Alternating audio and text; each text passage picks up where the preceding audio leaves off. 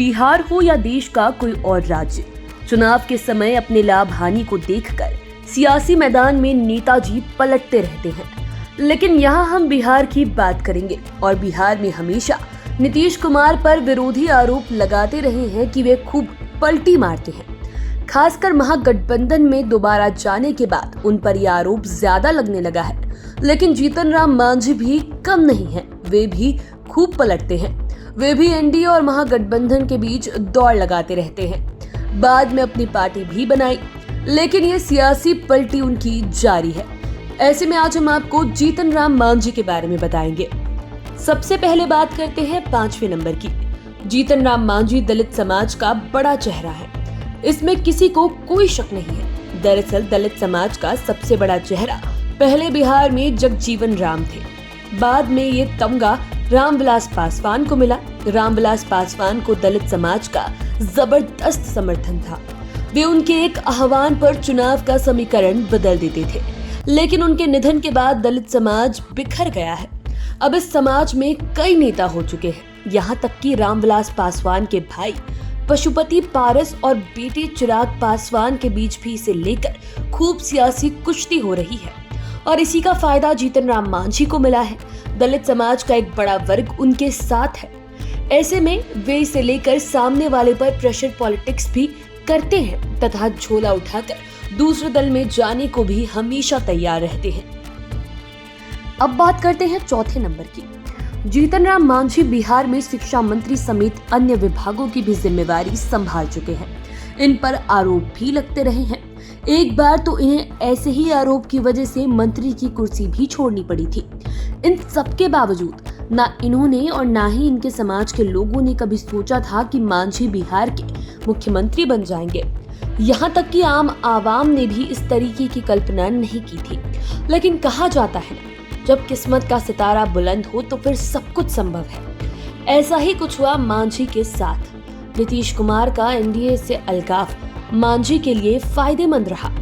2024 के लोकसभा चुनाव में मिली हार की जिम्मेदारी लेते हुए नीतीश कुमार ने सीएम पद से इस्तीफा दे दिया। इस तरह उनकी जगह पर मांझी बिहार के सीएम बन गए। अब बात करते हैं 3रे नंबर की। जीतन राम मांझी मुश्किल से साल भर भी सीएम की कुर्सी पर नहीं रहे। उन्हें इस्तीफा देना पड़ा था। 2015 के फरवरी महीने में मांझी ने मुख्यमंत्री पद की कुर्सी छोड़ दी। दरअसल नीतीश कुमार चाहते थे कि मांझी उनके अनुसार सरकार चलाएं, लेकिन ऐसा हुआ नहीं।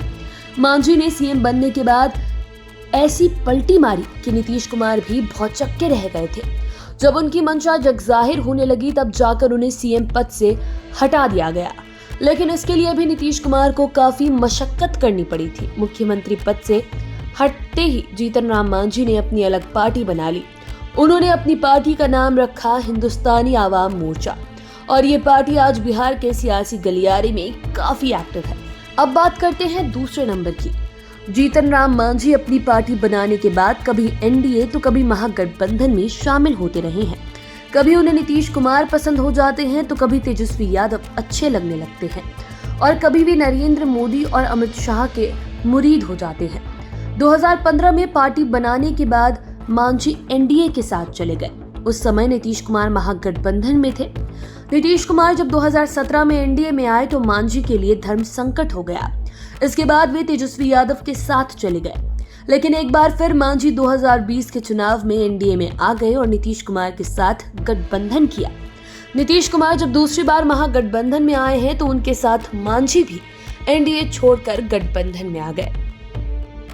अब बात करते हैं 1 नंबर की। ये तो आपको मालूम ही है कि रामविलास पासवान सियासत के मौसम वैज्ञानिक कहलाते थे और कहा जाता है कि मांझी भी रामविलास की तरह मौसम वैज्ञानिक बनना चाहते हैं।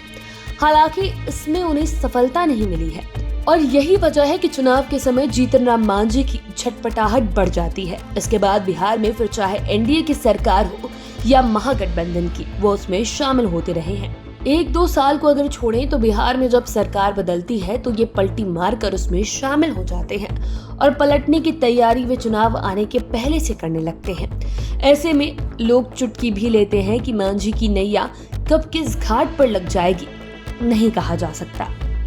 बाकी की वीडियोस के लिए आप चैनल के साथ बने रहें। अगर इस वीडियो को फेसबुक पर देख रहे हैं तो पेज को लाइक करें, यूट्यूब पर देख रहे हैं तो चैनल को सब्सक्राइब करें।